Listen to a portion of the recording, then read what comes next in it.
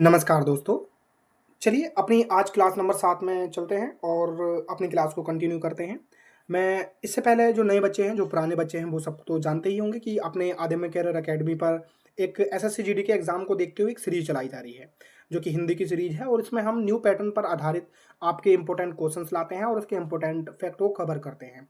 इसमें हमने जो न्यू पैटर्न पर, जैसे कि आप लोग सभी जानते हैं कि प्रशासनिक शब्दावली पूछी जा रही है बहुत ज़्यादा, तो हमने उस पर ज़ोर ज़्यादा दिया है। बहुत सारे बच्चों का सवाल होगा कि भई तो हम अदर सब्जेक्ट, देखिए हमने ये 20 क्वेश्चन जो ला रहे हैं इसमें सीरीज़ में, वो हम बिल्कुल न्यू पैटर्न पर आधारित चीज़ों को लेकर के आ रहे हैं, जिसमें शब्दावली, ये सारी चीज़ों को हम कवर कर रहे हैं।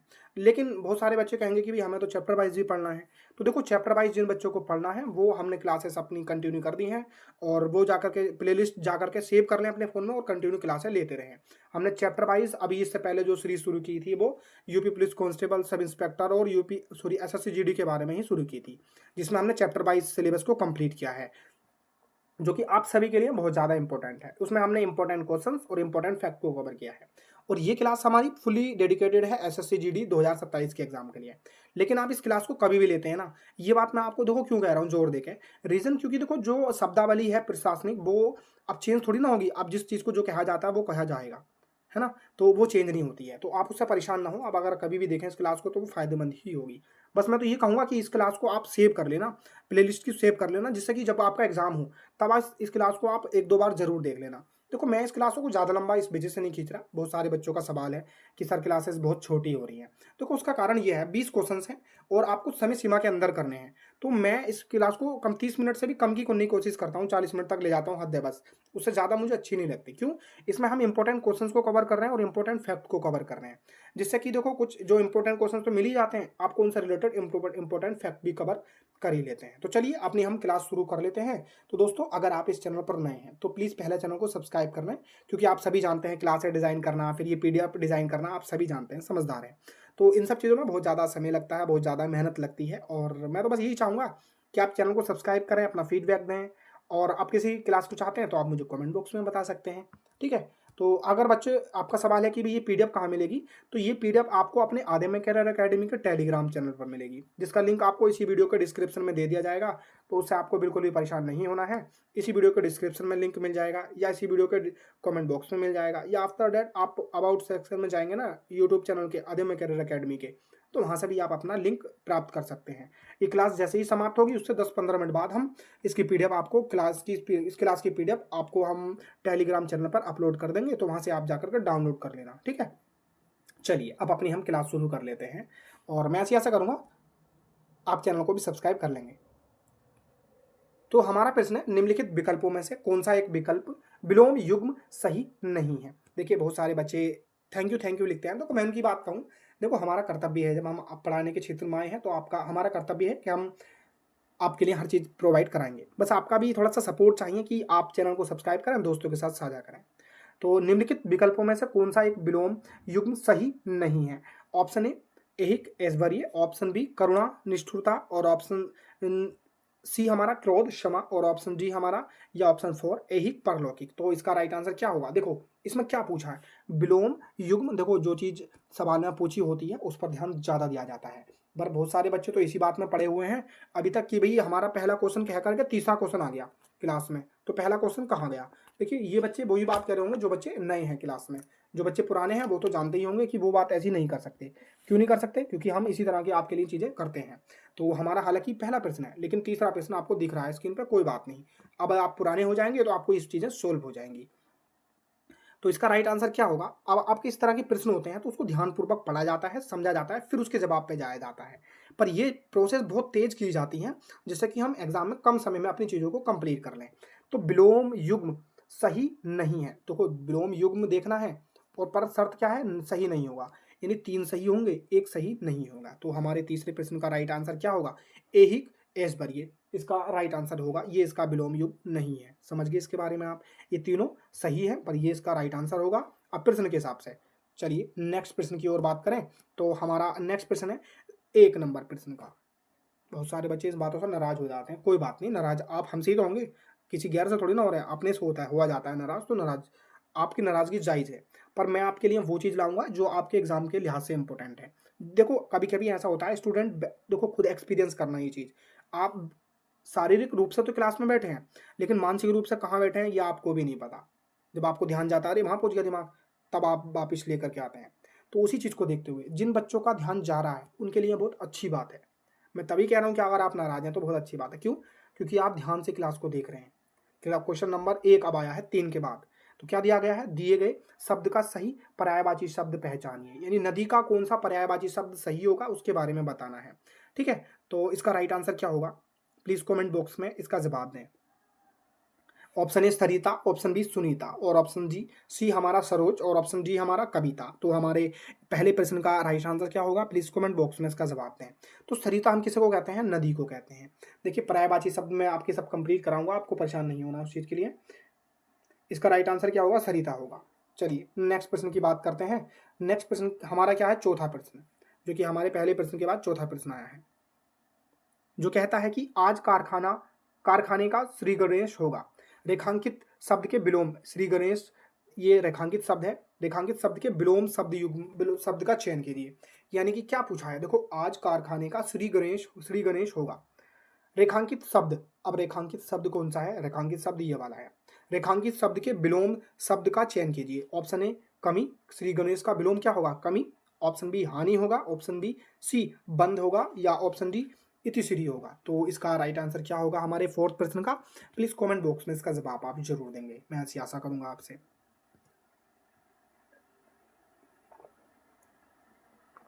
देखिए बहुत सारे बच्चे ना पता नहीं क्यों ऐसा करते हैं, वो बच्चे फीडबैक नहीं देते ज़्यादा। प्लीज़ आप कमेंट किया करें, बहुत ज़रूरी है। आपका फीडबैक आना बहुत ज़रूरी है, क्योंकि हम मेहनत कर रहे हैं और आप उसका बता भी नहीं रहे हैं कैसी लग रही है, तो गलत बात है। तो इसका राइट आंसर क्या होगा? डी इसका राइट आंसर होगा। यानी कि हमारा श्री गणेश का क्या विपरीत होगा? विलोम शब्द श्री इति, इसका राइट आंसर होगा। समझ गए इसके बारे में आप? चलिए अपने नेक्स्ट प्रश्न की बात करें, तो अब हमारा प्रश्न संख्या आएगा दूसरा। तो निम्नलिखित वाक्यांश हेतु सार्थक शब्द बताएं। बिना वेतन के कार्य करने वाला, यानी कि ये जो वाक्य है इसके हेतु सार्थक शब्द बताएं। क्या आएगा? वेतन सहित, और ऑप्शन बी अन्य वेतनिक, और ऑप्शन सी हमारा अवैतनिक, और ऑप्शन डी हमारा वेतनिक। तो हमारे सेकंड प्रश्न का राइट आंसर क्या होगा? इसका जवाब आप कमेंट बॉक्स में दें। तो इसका राइट आंसर क्या होगा? अवैतनिक इसका राइट आंसर होगा। मतलब पूछा गया है कि बिना वेतन के कार्य करने वाले को क्या कहते हैं? अवेतनिक। समझ गए इसके बारे में आप? चलिए वेतन सही तो वेतन लेकर के कार्य करने वाले को कहते हैं। समझ गए आप इसके बारे में? चलिए नेक्स्ट प्रश्न की ओर बात करें, तो हमारा नेक्स्ट प्रश्न क्या कहता है? निम्नलिखित में से कौन सा एक उपयुक्त हिंदी परिभाषिक शब्द इंट्रोगेशन के लिए होगा? देखिए इस तरह के प्रश्न एसएससी जीडी में बहुत पूछे जा रहे हैं, तो हमने बिल्कुल कमर बांध ली है, और आप भी कमर बांध लें कि हम एसएससी जीडी 2027 के एग्ज़ाम में अपना परचम लहराएंगे। और अपने ये जो चीज़ें आ रही हैं ना क्लासों में, बहुत मेहनत के बाद आ रही हैं, तो मैं यही चाहूँगा कि आप इसको बहुत ध्यानपूर्वक देखें। तो निम्नलिखित में से कौन सा एक उपयुक्त हिंदी परिभाषिक शब्द इंट्रोगेशन के लिए होगा? ऑप्शन ए पूछताछ, और ऑप्शन बी परीक्षण, और ऑप्शन सी निरीक्षण, और ऑप्शन डी हमारा अन्वेषण। देखिए जब प्रशासनिक शब्दावली देखने को मिलती है ना, तो हमें ऐसा लगता है कि सभी सेम आंसर हैं, पर आप जानते हैं क्योंकि हम जनरली हम इंट्रोगेशन शब्द का प्रयोग कर लेते हैं, लेकिन हमें इसका हिंदी में अर्थ नहीं पता होता जनरली। बहुत सारे बच्चों को पता भी होगा, तो जिन्हें पता है वो बताएं कि 10वें प्रश्न का राइट आंसर क्या होगा। तो हमारे 10वें प्रश्न का राइट आंसर ए होगा। यानी इंट्रोगेशन को क्या कहेंगे? उसको हम पूछताछ कहेंगे। समझ गए इसके बारे में आप? चलिए आपने फिल्मों में देखा होगा कि इंट्रोगेशन किया जा रहा है, ये शब्द आपने सुना होगा।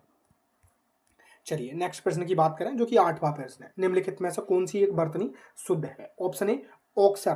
देखो ध्यानपूर्वक सुनना, बहुत सारे बच्चे हंस भी सकते हैं इन सब चीज़ों पर। देखो बर्तनी है तो आप इसी तरह की लाई जाएंगी, आप हंस भी सकते हैं, बिल्कुल खुल के हंसें। रीज़न देखो, आप कॉम्पिटेटिव एग्जाम की तैयारी कर रहे हैं, बच्चे अंदर से पहले से ही टूटे हुए होते हैं, तो हमारी क्लास में आकर के आप हंस भी सकते हैं। बस देखो फालतू की चीज़ें कमेंट करते हैं बच्चे, वो चीज़ सही नहीं होती। आपस में लड़ते हैं, वो चीज़ भी सही नहीं होती है। आप आर यू स्टूडेंट, ठीक है, तो आप उसी तरीके से बिहेव करें तो ज़्यादा बेटर है। अपना शिक्षित होने का प्रदर्शन करें। अगर आप शिक्षित हैं तो आपको पता लगे ना, दूर से ही देख करके कि बात करके पता लगे कि हाँ भाई आप शिक्षित हैं। ऐसा ना हो कि आप शिक्षित हैं उसके बाद भी आप असभ्य शब्द का यूज़ करें, जो कि बिल्कुल गलत होगा। तो निम्नलिखित में से कौन सी एक बर्तनी शुद्ध है? ऑप्शन ए अक्षर, और ऑप्शन बी अक्षर, और ऑप्शन सी हमारा अक्षर, और ऑप्शन डी अक्षर। तो इसका राइट आंसर क्या होगा हमारे 8वें प्रश्न का? प्लीज़ कमेंट बॉक्स में इसका जवाब आप जरूर देंगे। तो हमारा इसका राइट आंसर अक्षर इसका राइट आंसर होगा। ये भी नहीं होगा, ये भी नहीं होगा, और ये भी नहीं होगा। चलिए अपने नेक्स्ट प्रश्न की ओर देखते हैं। तो चलिए हमारा नेक्स्ट प्रश्न है 9वां प्रश्न। सुरक्षा व्यवस्था की समीक्षा कब की जाती है? ऑप्शन ए किसी उत्सव के बाद, ऑप्शन बी किसी घटना या चूक के बाद, या ऑप्शन डी हमारा रविवार को, और ऑप्शन डी छुट्टी से पहले। देखिए अब इसमें ऑप्शन जितने भी हैं ना वो सभी ऐसे हैं ना कि आपको परेशान करेगा सवाल, बिल्कुल करेगा आपको सवाल परेशान, बशर्ते आप अगर ध्यानपूर्वक देखेंगे तो नहीं करेगा। तो अब आप ध्यानपूर्वक देखें और समझें। जिन बच्चों को इस सवाल का जवाब नहीं पता वो प्लीज़ ईमानदार देखो, तुक्का मत मारना, यहाँ पर तुक्का मत मारो। भले ही क्लास में जब आप एग्जाम हॉल में जाएं तो उसमें 90 60 70% अगर आपको पता है तो आप कर सकते हैं, लेकिन अभी आप क्लास में क्या करना चाहिए, आपको क्लास में कोशिश ये करनी चाहिए कि मुझे 100% श्योरिटी देनी है यहाँ पर। मैं ऐसा इसलिए कहता हूँ क्योंकि देखो अगर आपको 100% पता है, अगर आप तभी जवाब देते हैं तो आप ये हिसाब लगाएंगे कि भाई मेरे कितने क्वेश्चन छूटे और कौन कौन से क्वेश्चन छूटे, फिर जो से छूटे हैं आपके वो आपको लर्न करना है, उनका रिविजन करना है, इसलिए वो अच्छे हो जाते हैं आपके प्रश्न। ठीक है, तो मैं इस वजह से मना करता हूँ कि क्लास में आप तुक्केबाजी ना करें, बिल्कुल गलत बात है आपकी, है ना। हालांकि आप एग्जाम में 1-2% आप तुक्का लगा सकते हैं, अब नेगेटिव मार्किंग है तो देखना पड़ेगा उस चीज़ को, है ना। तो 90 प्रश्न की बात करते हैं। तो 90 प्रश्न का हमारा राइट आंसर क्या होगा? किसी घटना या चूक के बाद सुरक्षा व्यवस्था सुरक्षा व्यवस्था की समीक्षा कब की जाती है? किसी घटना या किसी चूक के बाद। समझ गए आप इसके बारे में? किसी उत्सव की बात नहीं की जाती। देखिए हो सकता है कि आपको इसमें से कोई सा भी, कभी कभी तो ये भी है दिमाग में, जब आपके समय खराब चल रहा हो ना तो ये भी लगाएंगे कि रविवार को। ठीक है, तो उस तरीके की चीज़ें नहीं करनी है, आपको ध्यानपूर्वक याद करना है, लर्न करना है। जिन्हें नहीं आता इस प्रश्न के बारे में वो नोट डाउन कर लें प्लीज़। चलिए नेक्स्ट प्रश्न की बात करें तो हमारा 11वां प्रश्न क्या कहता है? निम्नलिखित वाक्यों के किस भाग में त्रुटि है? ऑप्शन, किस भाग में त्रुटि है? अब हमें उनका धन्यवाद देना चाहिए। ऑप्शन ए धन्यवाद देना, और ऑप्शन बी हमारा उनका, और ऑप्शन सी हमारा चाहिए, और ऑप्शन डी हमारा अब हमें। तो इसका राइट आंसर क्या होगा हमारे 11वें प्रश्न का? प्लीज कमेंट बॉक्स में इसका जवाब दें। इसका राइट आंसर क्या होगा? देखिए बहुत सरल सा सवाल है, ठीक है, तो पर फिर भी मैं इसे SW में दूंगा। बहुत सरल सा सवाल है और इसका जवाब तो आप बच्चे दे ही देंगे, है ना। तो क्लास जब समाप्त हो जाती है तब देना है इसका जवाब, अभी नहीं देना है, ठीक है। अभी नहीं माना जाएगा आपका, जब क्लास समाप्त हो जाए तो उसके बाद देना है, ठीक है। इसमें क्या क्या देना है? सबसे पहले अपना स्टेट का नाम, ब्रैकेट में डिस्ट्रिक्ट का नाम, उसके बाद अपना SW का प्रश्न, फिर उसके बाद अपना स्कोर बताना है, और लास्ट में आपको लिखना है क्लास कैसी लगी। 2 शब्द हमारे लिए भी लिख सकते हैं आप, इतनी मेहनत चल रही है आपके लिए। तो इसका राइट आंसर क्या होगा 11वें प्रश्न का? उसका जवाब आपको कमेंट बॉक्स में देना है। चलिए नेक्स्ट प्रश्न जो कि हमारा छठा प्रश्न है। छठा प्रश्न क्या कहता है? निम्नलिखित मुहावरों का उचित अर्थ लिखें। अक्ल के अंधे, यानी ये मुहावरा है, इसका अर्थ आपको बताना है। ऑप्शन ए तनाव में आना, ऑप्शन बी बुद्धिहीन, और ऑप्शन सी पागल होना, और ऑप्शन डी याददाश्त खोना। तो इसका राइट आंसर क्या होगा उसका अर्थ बताएं। निम्नलिखित मुहावरे का उचित अर्थ लिखें। अक्ल के अंधे का एक मुहावरा है, इसका उचित अर्थ क्या होगा वो आपको बताना है। तनाव में आना होगा, बुद्धिहीन होगा, और ऑप्शन सी पागल होना होगा, और ऑप्शन डी हमारा याददाश्त खोना। तो हमारे छठे प्रश्न का राइट आंसर क्या होगा?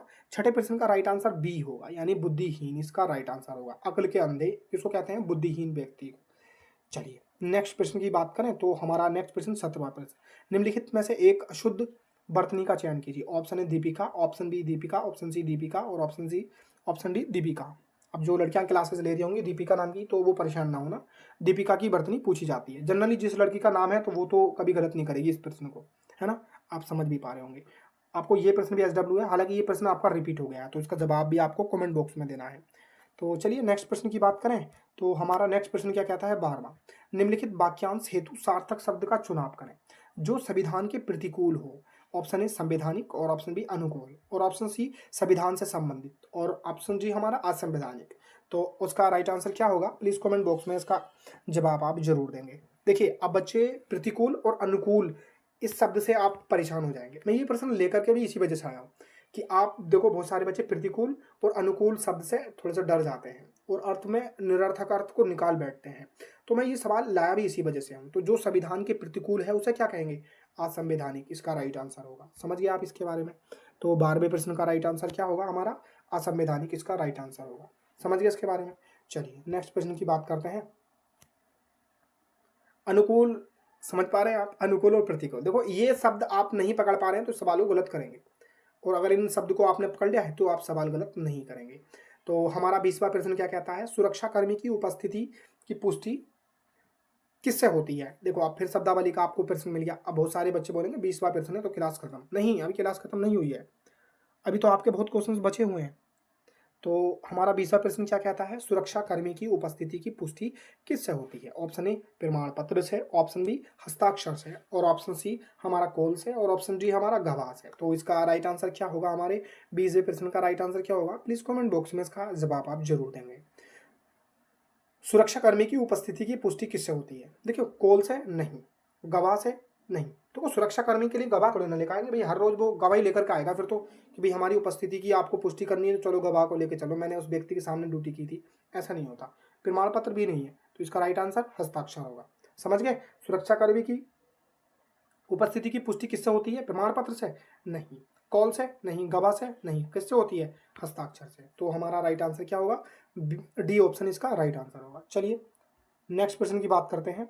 हमारा नेक्स्ट प्रश्न क्या कहता है, जो कि 5वां प्रश्न है। भारत के इस वर्ष यूरोप को गेहूं डैश किया। देखिए, भारत ने इस वर्ष यूरोप को गेहूं डैश किया। ऑप्शन ए संयोग किया। रिक्त स्थान की पूर्ति के लिए उचित सार्थक शब्द चुनिए। कहने का मतलब यह है, एक वाक्य है और उसमें एक फिल इन द ब्लैंक्स है, तो उसको ब्लैंक है और उसको फिल करना है। ठीक है, तो इसमें से कौन सा शब्द इसमें आएगा जो कि सार्थक उचित सार्थक शब्द होगा जो यहाँ पर आएगा? संयोग आएगा, कि भारत ने इस वर्ष यूरोप को गेहूं संयोग किया। ऑप्शन बी निर्माण किया, यानी कि भारत ने इस वर्ष यूरोप को गेहूं निर्माण किया। ऑप्शन डी सी हमारा क्या? भारत ने इस वर्ष यूरोप को गेहूं निर्यात किया। ऑप्शन डी हमारा भारत ने इस वर्ष यूरोप को गेहूं उत्कर्ष किया। इसका क्या राइट आंसर होगा? प्लीज कमेंट बॉक्स में बताएं। तो हमारे 5वें प्रश्न का राइट आंसर क्या होगा? प्लीज कमेंट बॉक्स में इसका जवाब आप जरूर दें। तो इसका राइट आंसर निर्यात होगा। समझ गए इसके बारे में आप? चलिए नेक्स्ट प्रश्न की बात करते हैं। हमारा 13वां प्रश्न क्या कहता है? आपराधिक घटनाओं की त्वरित जानकारी हेतु किस प्रणाली का उपयोग होता है? देखिए, एक एक सवाल आपका बहुत बहुत इंपॉर्टेंट है। देखो, ये सीरीज चल रही है ना अभी, यूपी पुलिस कांस्टेबल और सब इंस्पेक्टर के लिए और एसएससी जीडी के लिए, जो इससे पहले जो सीरीज चलाई है हमने, उसका लिंक भी आपको इसी वीडियो के डिस्क्रिप्शन में मिल जाएगा, तो आप जाकर के जरूर चेकआउट करें। उसमें हमने क्लियरिटी के साथ आपको चैप्टर वाइज चीज़ें क्लियर कराई हैं। बहुत सारे बच्चों के सवाल आते हैं कि चैप्टर वाइज करा दीजिए सर, मिल नहीं रही है पीडीएफ इसकी क्लासेस। तो भाई इसी वीडियो के डिस्क्रिप्शन में जाएंगे ना तो सारी चीज़ें आपको मिल जाएंगी, और आप किसी और क्लास को चाहते हैं तो वो भी आप बताएं। तो हमारा प्रश्न क्या है? आपराधिक घटनाओं की त्वरित जानकारी हेतु किस प्रणाली का उपयोग होता है? ऑप्शन ए पुलिस टेलीफोन का, ऑप्शन बी वायरलेस संचार का, और ऑप्शन सी हमारा नोटिस बोर्ड का, और ऑप्शन जी हमारा पोस्टर का। कि क्या लिखा है उस चीज़ को आप समझने की कोशिश करें। आपराधिक घटनाओं की त्वरित जानकारी, ये बस ये शब्द आप पकड़ लें, आपका आंसर निकल जाएगा। हेतु किस प्रणाली का उपयोग किया जाता है? तो 13वें प्रश्न का राइट आंसर क्या होगा? आप मुझे कमेंट बॉक्स में बताएं। तो वायरलेस संचार का प्रयोग किया जाता है त्वरित जानकारी के लिए, यानी आपराधिक घटनाओं की त्वरित जानकारी। आपने देखा भी होगा वायरलेस संचार जो होते हैं, आई थिंक देखे होंगे किसी ने। तो इसका राइट आंसर नोटिस बोर्ड नहीं होगा, ना ही पोस्टर होगा। अब त्वरित जानकारी चाहिए तो पोस्टर थोड़ी ना लगाएंगे, तो फिर बहुत देर हो जाएगी। और पुलिस टेलीफोन भी नहीं होगा। इसमें राइट आंसर वायरलेस संचार। चलिए नेक्स्ट पॉइंट की बात करें, 19वां प्रश्न जो कहता है नीचे दिए गए विकल्पों में से शुद्ध शब्द कौन सा है? ऑप्शन ए व्यावसायिक, ऑप्शन बी व्यावसायिक, और ऑप्शन सी व्यावसायिक, और ऑप्शन सी व्यावसायिक। तो इसका राइट आंसर क्या होगा 19वें प्रश्न का? प्लीज कमेंट बॉक्स में इसका जवाब आप जरूर देंगे। तो हमारा राइट आंसर व्यावसायिक इसका राइट आंसर होगा, यानी 19वें प्रश्न का राइट आंसर बी इसका राइट आंसर होगा। चलिए नेक्स्ट प्रश्न की बात करें तो हमारा 14वां प्रश्न क्या कहता है कि निम्नलिखित में से कौन सा एक उपयुक्त पारिभाषिक शब्दावली कन्फ्यूजन के लिए होता है? ठीक है, यानी जो शब्द है इसके लिए कौन सा उपयुक्त शब्द होगा वो आपको बताना है। बयान होगा, स्वीकृति होगा, घोषणा होगा, या स्वीकारोक्ति होगा। तो हमारा राइट आंसर क्या होगा 14वें प्रश्न का? प्लीज कमेंट बॉक्स में इसका जवाब आप जरूर दें। तो इसका राइट आंसर हमारा डी होगा, स्वीकारोक्ति इसका राइट आंसर होगा। समझ गए आप इसके बारे में? चलिए अपने हम अगले प्रश्न को देखते हैं, जो कि हमारा अगला प्रश्न है 7वां प्रश्न। निम्नलिखित में से हमारा 7वां प्रश्न क्या है? निम्नलिखित में से कौन सा एक उपयुक्त हिंदी पारिभाषिक शब्द सर्च एंड सीजर के लिए उपयोग हुआ है? निरीक्षण कार्यवाही, और ऑप्शन सी बी हमारा पड़ताल प्रक्रिया, और ऑप्शन सी हमारा तलाशी और जब्ती, और ऑप्शन डी हमारा अन्वेषण और आदेश। देखिए मैंने अभी तक जितनी क्लासें कराई हैं, इससे पहले मैंने 6 क्लासें करा दी हैं, पर मैंने उसमें क्वेश्चंस रिपीट नहीं किए। रीजन, क्योंकि देखो मैं ये चाहता हूँ कि जब मैंने आपको ये प्रश्न आज पढ़ा दिया तो मैं आगे क्यों पढ़ाऊँ।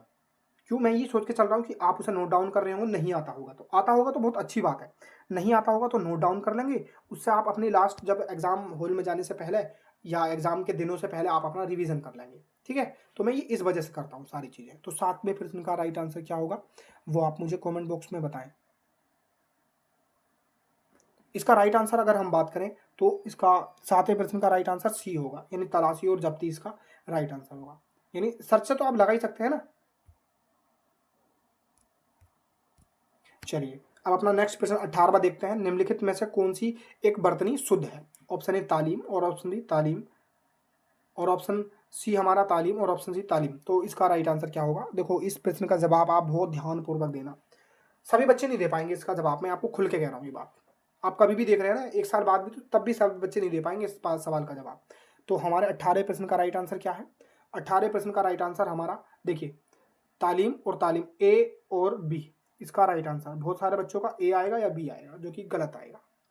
हालांकि इसका आंसर क्या होगा हमारा? तालीम, दोनों ही शब्द इसके ठीक है। तो हमारे 18वें प्रश्न का राइट आंसर बी होगा। चलिए नेक्स्ट प्रश्न की बात करें तो हमारा 16वां प्रश्न क्या कहता है? सुरक्षा कर्मी द्वारा दी गई लिखित सूचना को क्या कहते हैं? हर सवाल आपके लिए इंपॉर्टेंट है और आप सभी जान ही पा रहे हैं, समझ भी पा रहे होंगे। सुरक्षा कर्मी द्वारा दी गई लिखित सूचना को क्या कहते हैं? ऑप्शन ए रिपोर्ट कहते हैं, ऑप्शन बी सुझाव कहते हैं, और ऑप्शन सी नोटिस कहते हैं, ऑप्शन डी निरीक्षण कहते हैं। तो हमारे 16वें प्रश्न का राइट आंसर क्या होगा? प्लीज कमेंट बॉक्स में इसका जवाब दें आप। इसका राइट आंसर ए होगा, यानी रिपोर्ट इसका राइट आंसर होगा। देखिए, अब मैं आपको कुछ इंपॉर्टेंट बातें बताऊं।